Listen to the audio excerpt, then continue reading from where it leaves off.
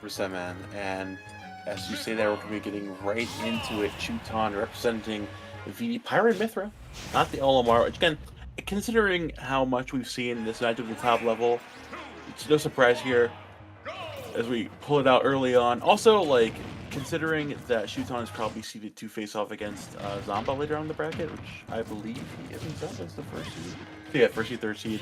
I think they're seeded to play in winter semis. It's like, you might as well get the Aegis practice while you can against R.O.B early on in the bracket.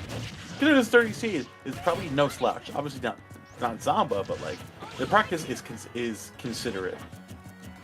Yeah, for sure. And I do agree with Shuton to make sure that we don't go Olimar into the R.O.B matchup. I think definitely the Aegis is a lot more consistent, as you can see, percentage-wise, momentum-wise, and just mechanics-wise. This matchup is so good just because of that big old sword that Pyra does have. And to an extent, also Mythra, the speed is definitely there. You can see him swapping over to the character just to get a little bit of that damage output, a little bit of that combo game in the air, and then goes back over to Pyra to really hone in on that damage output. Picks up the gyro, puts it up in the air, and there it goes back down. Again, it's in favor of Shuton so far. It does go away for a bit here. But unfortunately, Xetroz has not really been able to find an opening against the dynamic duo. Shuton has really just been all over him, like white on rice, not allowing the character player to breathe whatsoever. The laser coming out, but not even able to negate that recovery option from Shuton whatsoever. Man, and that jab, not gonna do it to a 190%. Shuton not really gonna rush the end of the stock, but just waiting for an opportune moment to take out this R.O.B. I mean, honestly, Xetroz playing a very patient game as well, not gonna overextend. But catch him fading back away at that jump. Not gonna have the hit of that Robo being like the lingering there at the end. This is gonna close it out on the part of that Pyra. But Xetroz still absolutely no slouch here, as this R.O.B's been putting on some decent amount of pressure on this Aegis so far. You know, no, pretty much, yeah, has been putting a good amount of pressure. Honestly, from both ends, right? You're finally at that 131% from Shuton, and you're at the risk of losing this first stock, right? But at the same time, you have an absurd amount of extra credit, 83% to boot in favor of Shuton here.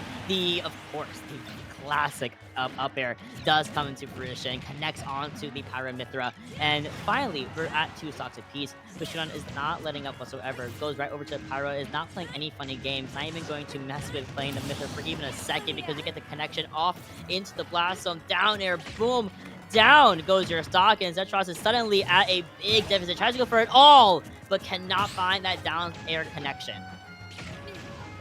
Here we go, big momentum shift on the part of Shuton moving forward in this game.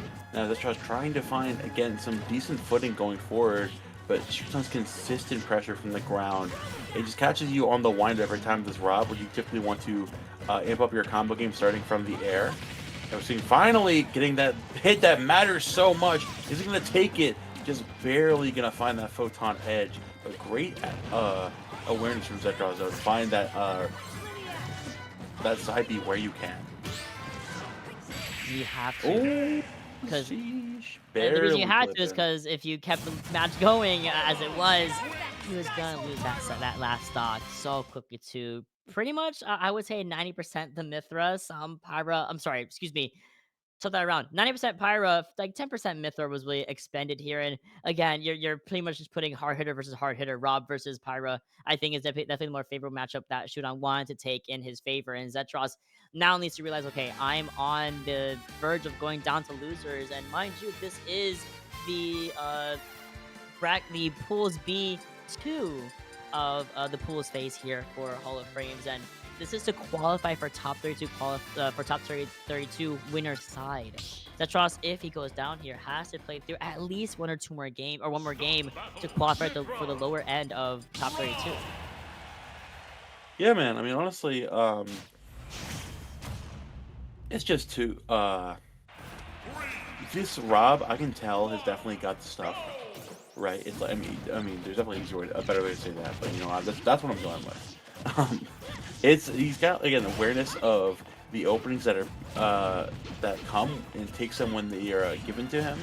But Shuton, as a stalwart player, he's just straight up not going to give you those openings very often, and consistently keeping the flowchart of moves between this Pyra and the Mythra, of just like you're constantly thrown for a loop where you've got nowhere to go, especially with your recoveries. Oh my goodness, that forward air covering the feedback perfectly. And again, Shuton just like sits comfortably in the driver's seat with nowhere to go. You know how confident you need to be to negate Rob in the air in general? Because Rob has some of the best recovery options in the game. Of course, just gas is a big thing. Being able to up special for such a long time, stall in the air, really maneuver easily in that airspace. And the fact that Shuton felt so confident enough to walk up there, float up there, in fact, and then just get that forward air connection and take Xetroz all the way to the blast zone was again a very a very outward display of sheer confidence in the matchup, in his own ability as a player, right?